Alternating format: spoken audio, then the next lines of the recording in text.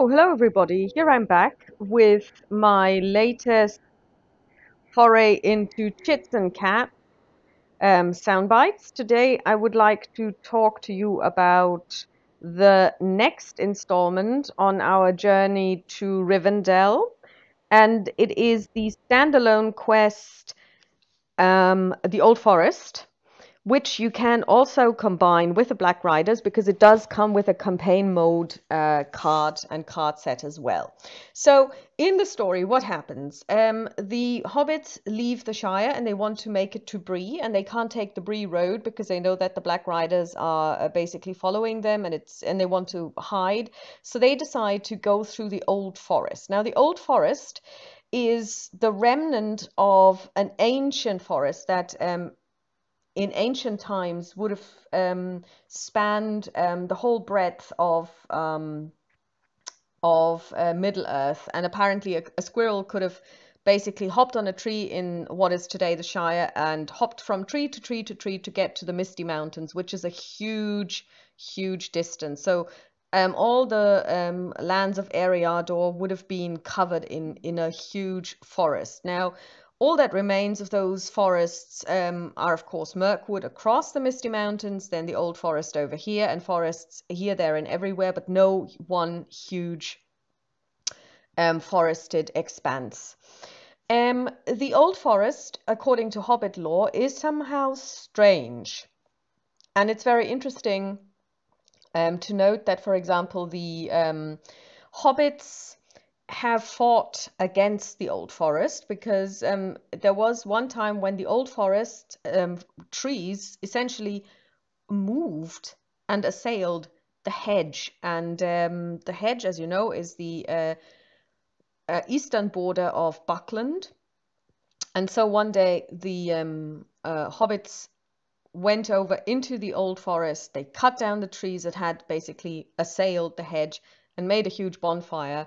And you can still to this day apparently see the clearing where the bonfire had happened. Now, Mary, I believe, says, well, I've been in the forest a couple of times, so I know my way, and we will be fine, and there is a path there. So in the story then, the hobbits go into the Old Forest, and they're just basically surrounded by trees. But unlike, for example, the woody end in the Shire, this is a malevolent forest. There is a malevolent presence that makes itself felt. The trees are very close together. They are dangerously close together. They seem to be taking away the sunlight. In a way, they are a little bit like Mirkwood as well. So when you read The Hobbit, Mirkwood is a very, very malevolent place as well. Not as malevolent as the description of the Old Forest, let's say, until you meet the spiders, but it is quite malevolent too. It's stuffy in there. There is no light or hardly any light. There's kind of like murky light all the time. There is no wind, no breeze, so it gets really hot really quickly. And one of the hobbits decides to, instill courage in his companions by breaking into song. So he tries to sing a song, but he can't because the song dies on his lips. And the reason why I'm talking about this is because song is one of the most potent forms of magic in the lore of Middle-earth. Now, when you think of Middle-earth as such, it's not a place that's rife with what we would call magic. When you compare it to a D&D setting like Forgotten Realms or Dragonlance, where you have your spellcasters, where you have your people casting fireball and lightning bolt, and or when you look at Pathfinder, flaming sphere, invisibility, all of these things which are what we would consider magic. Somebody casts a spell, and there are different types of spellcasters. There's your healer type, your holy type, maybe even deep holy. Then there is your more aggressive, offensive caster, like the wizard or sorcerer. there are different types of magic that can be created. Some is channeled, some is different. When you look at the different classes in Pathfinder, it gets really, really crazy, the things you can do there. But it's always that you have a list of spells, and this list is really, really vast. In Middle-earth itself, there aren't really any spellcasters, except for the 5 Istari, and they are just called wizards by, I guess, man and possibly hobbits. For everybody else, they are Istari, and what they really are is they are Maya, so they are deities. There are lesser gods that have been sent to Middle-earth to fulfill um, a duty there, and there is 5 of them, and we know 3 by name: Radagast, Saruman, and I was going to say Sauron. That's wrong. Sauron is a Maya, but he's not an Istari. Um, uh, Gandalf, Radagast, and Saruman, and 2 more. They went east, and nothing's heard of them. Nothing's been heard of them since they basically vanished in the east. Nobody knows what happened to them, but generally speaking, people think that they're dead, or they may have gone native with the dark elves that live there. Dark elves is my term. It's the elves that never saw the light, that never made the journey, that never really woke up to the beauty of the Valar, and basically still remain in the East, and nobody really knows what they are like. There is no stories of Tolkien's that deal with them. So basically, Fantasy Flight Games, here's an idea. Go east. Go east. But essentially, one of the things that is truly magical and has powers is song. And I'll give you a couple of examples. After Weathertop, where Frodo is stabbed by a Morgul blade, Aragorn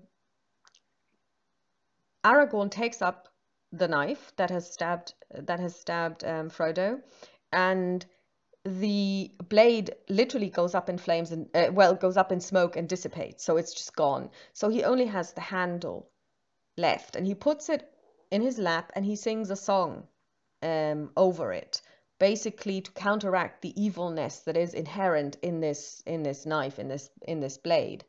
We also have later on, and this is very important for the two quests we will be looking at next, namely the Old Forest and Fog on the Barrow Downs. We will meet Tom Bombadil, who introduces himself in song, who is heard by the hobbits first at the Withywindle singing, and later on he teaches the hobbits a song that they should sing when he is in need, when they are in need, and he will come and rescue them. And indeed he does. And he does so in the Fog of the Barrow Downs when Frodo's in the Barrow with his friends and he's being assailed by some white evil entity, and he just sings this song. And I mean, if you've ever been inside a barrow, and if you ever come to Britain, make sure to check out their barrows. They are magnificent buildings and they are really impressive. But when you're inside one of those barrows, and I've been in plenty of them, I'm pretty sure even if I sung on the top of my lungs, the person standing next to me would probably have heard me, but somebody outside, no way, no how would they have heard me, and especially not if they had been away a good distance. And Tom Bombadil is away a very good distance from the barrow that the guys are in, but he still hears them. Why? Because it's the power of song. Song is magical in the Lord of the Rings. It's never said, oh, song is magical, but you can see its potency when you read the books and the information on Middle-earth, and also bits and pieces, and the Silmarillion as well. Because also, don't forget, the world is created through song. It's the song of the Ainur, and that's how the world is created, and that's also how evil comes in, because it's a dissonance that is brought in by, I believe it's Melkor. Yeah. So as you can see, song is very important. So the fact that these trees actually stifle this highly potent form of magic, which we all have a piece of, because music is something that is quite important even today to people. And we also know, and this is a true fact which you can fact check, studies have been done with choirs, and what they did was they took blood samples from choir members, before they went in for a long stretch of rehearsal, let's say 2 to 3 hours, and then they took blood samples afterwards as well. And what they found out was that all of those blood values which we associate with a strong immune system, and also positive vibes like endorphins and that kind of thing, are up after choir practice, because singing is, for some reason, very good for the body, not only for the psyche but also for the body. So that's very interesting, and that's just an aside. So essentially, this forest is so evil that you can't even sing in it. So this is a terrible place. And how is this now translated into the game? Well, first of all, you will see that there are plenty of locations to travel for. I've just given you a couple: Wall of Trees, strange woods, oppressing forest. There are others, but they are also quite problematic. So, for example, Wall of Trees, when it's in the staging area, will absorb all progress you make. Even if you win against the quest, you can't put anything on the active location or the current quest. It goes on the Wall of Trees first, because you can't even see the forest for the trees. Then we have the strange woods. While they're in the staging area, you cannot be healed. You have the oppressive forest, which is also a problematic place. You can only play one card per round, which is really stifling, which can really bring you down. Again, this is the stifling idea. I mean, it can really break your ability to keep your deck alive and to win board advantage. So this is the stifling part of the game, of the book, I would say. Then you also have the Deep Gully, and I think the Deep Gully will actually either increase your threat counter, your doom counter, if you engage an enemy, or it will make the enemy stronger. I'm not quite sure, but it doesn't matter. When you see the card, you will know what to do. So you are essentially assailed, in this case, by locations. There are enemies in the deck as well, but they're not that bad, and they have a really high threat engagement, 35 and 40. So it will be a good while for them to come to you. Well, there is one, the Army of Flies, which is a 20, and that's got a nasty side effect, because you have to remove one of your attachments and discard it, and it's also its shadow effect. So when you encounter this one as a shadow card, you also have to discard an attachment. So Burning Brand is the way to go here. Or if you have a deck with Done Here in it, kill them in the staging area, get rid of them, ensure that they don't engage you. I don't have Done Here in the current deck, as you all know, and I'm cursing myself several times a day. Or I should not have gone for this. Oh, I can recycle Feint. I should have gone for Legolas, and I should have given him Yubo, the blade, the blade of the Rivendell blade, and Rivendell bow, and it would have been much better. And then we could have had 2 feints. We would have just had to, live with the fact that we can only feint twice. Yeah, but because the amount of times that I've been able to recycle feint, I don't know. When I did it, it was good, but sometimes, I didn't even have feint in my hand, so there was no point really. So again, I would not do this again with Hama. So far, we're doing well, but Hama isn't my kind of guy. I mean, he's definitely not going to make it into any other decks that I may build in future.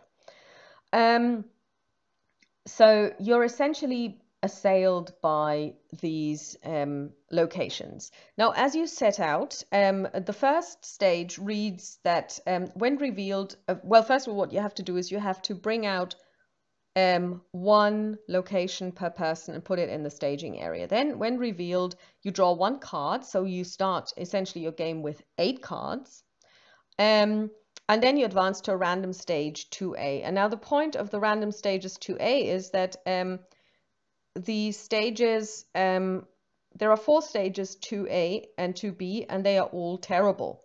So the first one, or one of the random ones, is called Dark Bad Place. At the end of the planning phase, each player must exhaust a hero he controls. That's bad. So you need allies for this one. It's really important.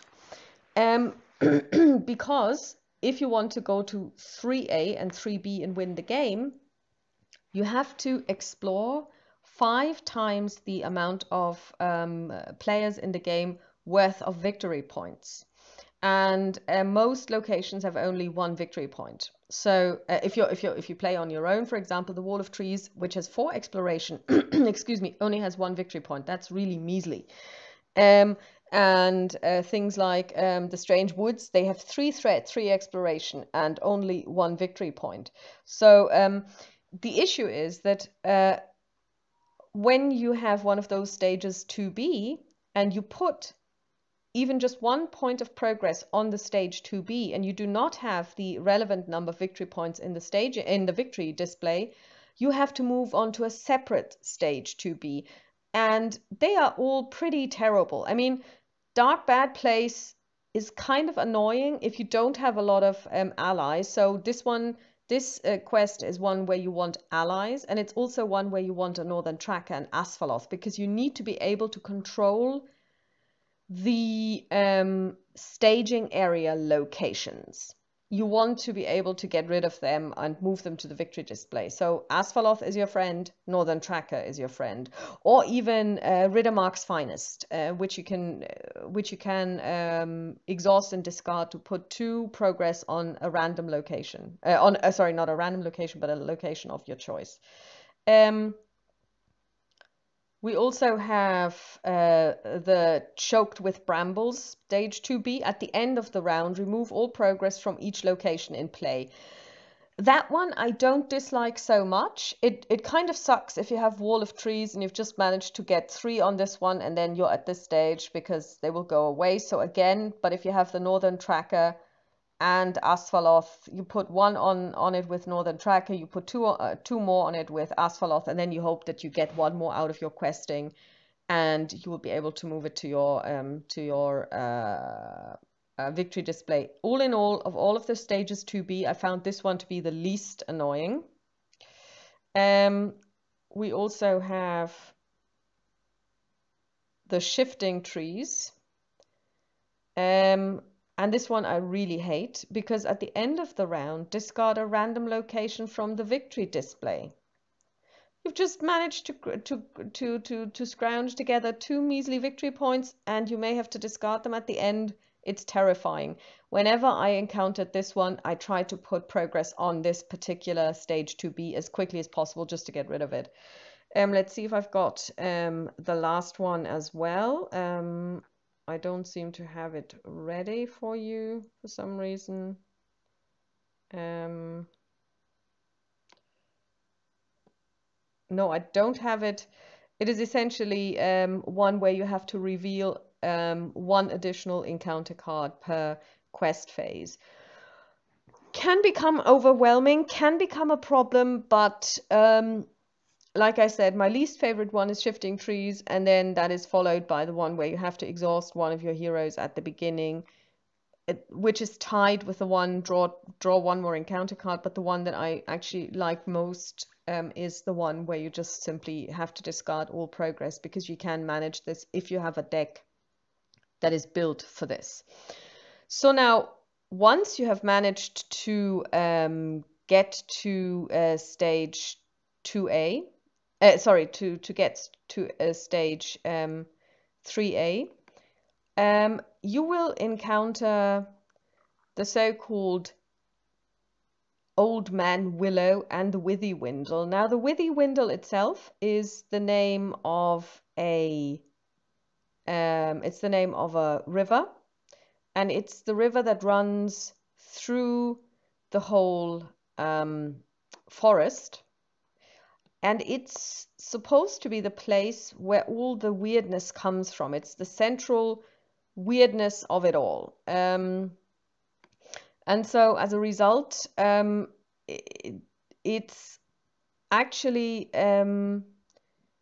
almost like the hobbits are drawn to it. So the hobbits try their best to stay away from it because they want to go east and north. But for some reason, they end up going east and south. It's almost like they're drawn to it somehow. And when they manage to get to the Withy Windle at stage 18, you are met by Old Man Willow down here, and he has engagement cost 50, and he will engage you every single round and make an attack against every single player. So you have to deal a shadow card each time, but also, and that's much worse, what he also does is he then forces you to discard a victory display location, and you increase your threat by that victory display location's threat. So you can end up increasing your threat by 3 if you're really unlucky and you discard a strange woods. The last stage has 18 points for questing. So what I do is, or what my suggestion is in the tactics here is, because you also have the Withy Windle, which has exploration 5. It's only got threat 1, but once it's the active location, you have to draw 1 additional encounter card each round. So again, you might start filling up with locations, and you suddenly might have a lot of enemies facing you. So here the trick is really to not travel at all, but smash the Wicked Willow stage, get those 18 points, and feint the hell out of Old Man Willow and underhill him, so that you don't increase your threat too much. I mean, he does 5 points of damage. If you have Elrond plus Arwen, he will take 1 round of damage each. He will take 1 point of damage each round. Warden of Healing will take care of this, and you need the Burning Brand, obviously, because you don't want those terrible shadow effects. So once you've got those 18 points done, you travel to the Withy Windle, you draw 1 additional card, and at the same time, of course, during all of this, you have to have your Asphalloth to get rid of the locations that are in the staging area, and you have to have your Northern Tracker. You have to manage those as well. So Asphalloth, Northern Tracker is my mantra. Or, of course, a Snowborn Scout would help you as well, or Riddermark's Finest. You have to get rid of those. You have to keep the staging area clean, and you have to get those 18 points. So, of course, you want your Gandalf to quest for you. And, of course, you also hope to meet Tom Bombadil, because Tom Bombadil is actually an objective ally in the game, and he will pop up like a jack-in-the-box every so often, and then he pops up with the following ability. Number 1, he pops up and is ready, but also committed to the quest. So he adds 3 will to the combined willpower for the questing, but he's also ready. So you can use him to attack or defend, which is really brilliant. So, and also, once you've played him at the end of the round, he goes to the discard pile. He doesn't stay with you. You can't even pay him like you could Gildor Inglorion in the shadow of the past. But once he's in the discard pile, you take the whole discard pile and you shuffle it back in so that he can come back. And this has happened to me at least twice, where I encountered him, used him, put him in the discard pile, shuffled him back in, and drew him the very next round.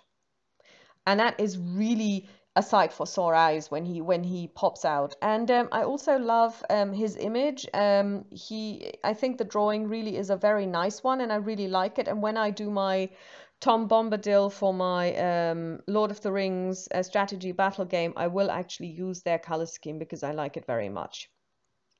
So then, once you have explored the Wicked Willow stage, and once you have moved to the Withy Windle and explored that one, you've won the game, and you've managed to get out there. Because what happens is, Old Man Willow in the book actually swallows one of the hobbits, and the hobbits try to get this person out. You can see it in the picture as well of the Wicked Willow stage. You see the 2 guys trying to pull out the 3rd guy by his feet, but it doesn't work. And then Tom Bombadil comes by because he's been collecting lilies for his wife, Goldberry, and he just happens to turn up. And he says it's purely by chance, because he wouldn't normally be looking for lilies this late in the year. And, you know, the fact that he came by that day, at that time, at that moment is like, well, a total coincidence. One might call it divine providence, but let's call it coincidence. And he helps them. He sends the Old Man Willow to sleep. And he does so again using verse, not a song, but using verse, very important again. So we have this power of the word, of verse words against malevolent spirits. And the words he recites are actually also used in the film by Peter Jackson, but it's Treebeard who speaks them to make a tree in Fangorn go to sleep and dig deep, eat earth, drink water, I think is the line he says. And they took it from Tom Bombadil to basically you know, have it in the film and pay homage to Tom, who is not part of the film, and we all know this. So in my opinion, this is an excellent rendition of the feeling of the Old Forest and those chapters, or this chapter of the book, because you have this endless running around from location to location trying to keep it under control. Really well done. The mechanic really brings out this, oh my god, and there's another tree, oh my god, and another, oh my god, and now I've had to discard one, oh my god, this is so terrible. I can tell you the first couple of times I played it, I hated it, absolutely, because I was playing double-handed, so of course you have to get 10 victory points, which is difficult.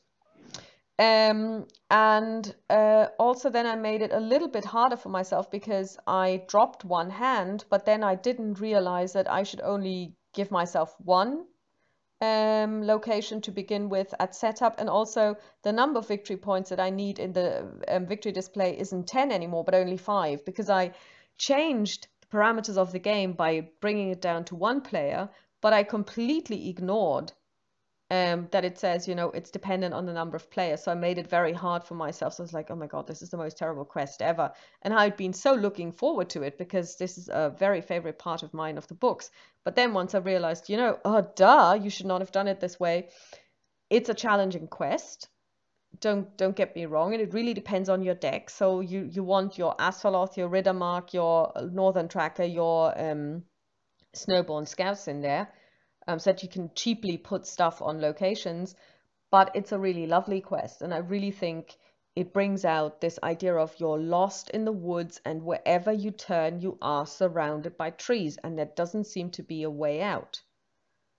And then of course your threat being increased by Old Man Willow kicking you in the shins every round is really, because even if you chump block him, he will increase your threat, and that's really dangerous. So it's a really, really well done quest, and I can only recommend it. And I hope that you found this interesting, and I enjoyed this quest immensely. And if you can get it and play it. And I'll talk to you soon. Bye bye.